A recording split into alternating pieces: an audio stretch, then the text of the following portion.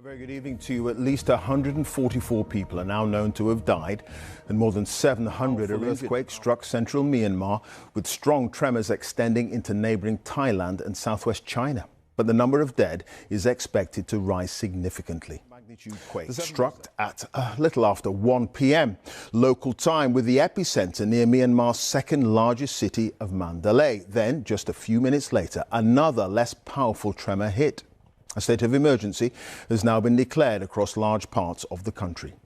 The shockwaves were, however, felt hundreds of miles away in Bangkok, where more than 80 construction workers are missing after an unfinished high-rise building collapsed.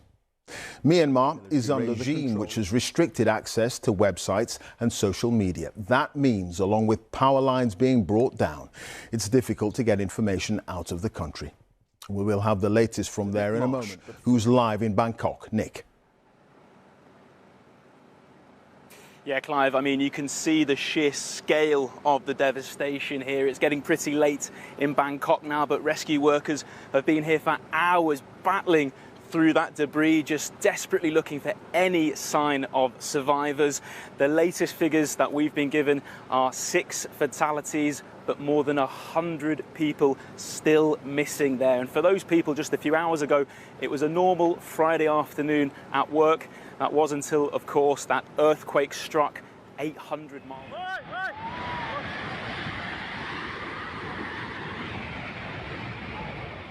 After the shock, it took just moments for tragedy to hit Thailand.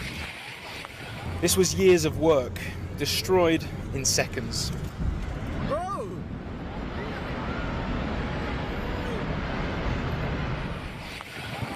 More than 400 people were at this construction site when it suddenly collapsed.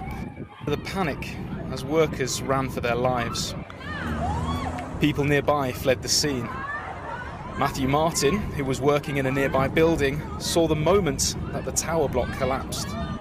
First, our building started shaking. Look outside. I started taking a video after maybe 30 seconds and could see the street lights swaying on the road. Everybody stopped. And then by the time I panned back, you could see this building had collapsed, and you could see the dust and the debris rising up in the air. So, pretty surreal.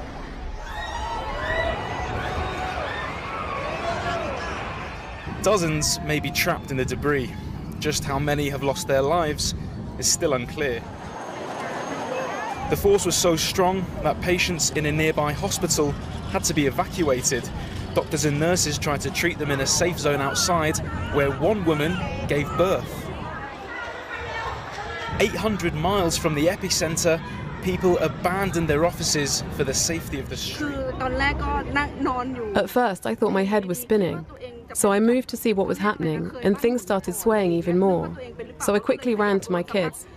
I told my kids, we can't stay here, we have to get out of here. So we ran down to get outside. Others who stayed inside couldn't believe what they saw. Water spilling from infinity pools high above. I was in the office and people started running out, and I thought better to stay inside. Isn't that safer? So that's what I did. And then I saw the other building and it was basically the pool overflowing and like a waterfall. Tonight, the Thai Prime Minister visited the site of the collapsed building. It was supposed to be a new government departmental headquarters. Today, it became a disaster. Rescue workers have a long night ahead of them, battling through the debris here, just trying to find anyone who might be alive. Their priority is to try and find as many survivors as possible. But for the people who saw this building collapse, and for the people who are here now, the feeling's a mixture of shock at what happened and dread at what they might find. For the Thai people, it's a chilling hint of what their neighbours in Myanmar must have felt, what they must be going. Nick Marsh, BBC News, Bangkok. Well, the epicenter of the earthquake was in central Myanmar, and the number of dead is expected to rise. As we mentioned, information is very tightly restricted by the ruling military regime, and international journalists are rarely granted access to report from the country. Caroline Hawley, working with the BBC's Burmese service and BBC Verify, takes a look now at the impact of the disaster in Myanmar and a warning there are some distressing images in her report. Buddhist monks cower.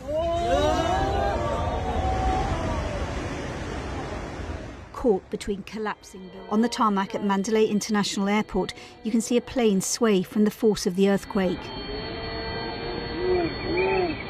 Terrified passengers don't know what to do before they're directed to move further away from the building.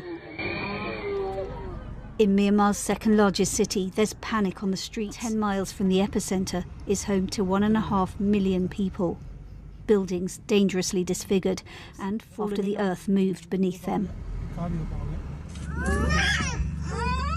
This woman's trapped with her baby boy. Her legs on the ground floor of a damaged building in the capital, Naypyidaw. A painstaking effort to get her free. We don't yet know the real scale. Hospitals have been inundated with the injured. Brought in not by ambulance, but in whatever transport they can find. Treated on the street in the heat because of fear of aftershocks. The authorities have appealed to the public to donate blood.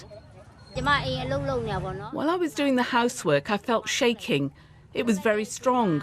I was afraid that the building would collapse, and as I went outside, I was hit by a cabinet that fell on me. A visit to the hospital by the internationally isolated military junta.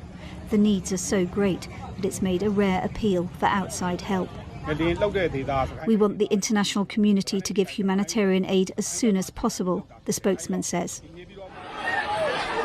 The damage has been indiscriminate. They watch in horror as a pagoda in Mandalay comes down. Cultural jewels, along with basic infrastructure, fighting is harder to come by.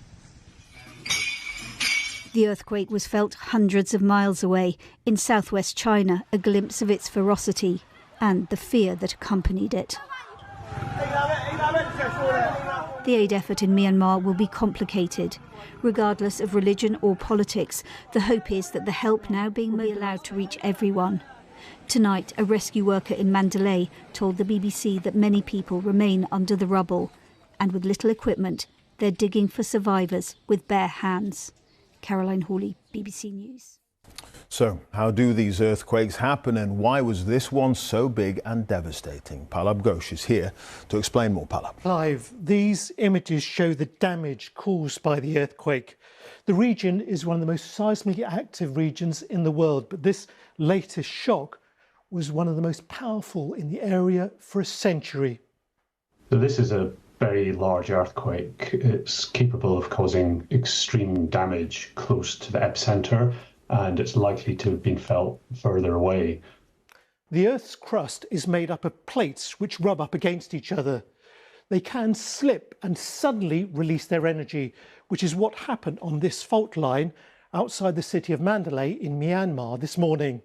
The power of an earthquake is measured by the moment magnitude scale, which goes from 1 to 10, with each whole number being 10 times more powerful than the previous. So, at 7.7, this was a really intense shock.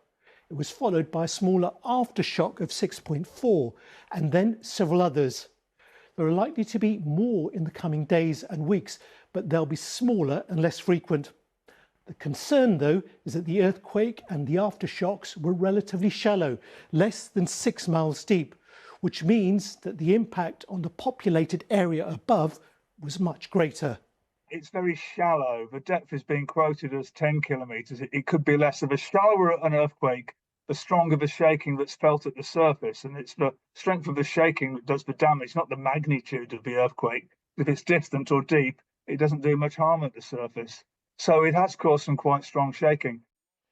The question is whether we can predict when and where these earthquakes will happen to give an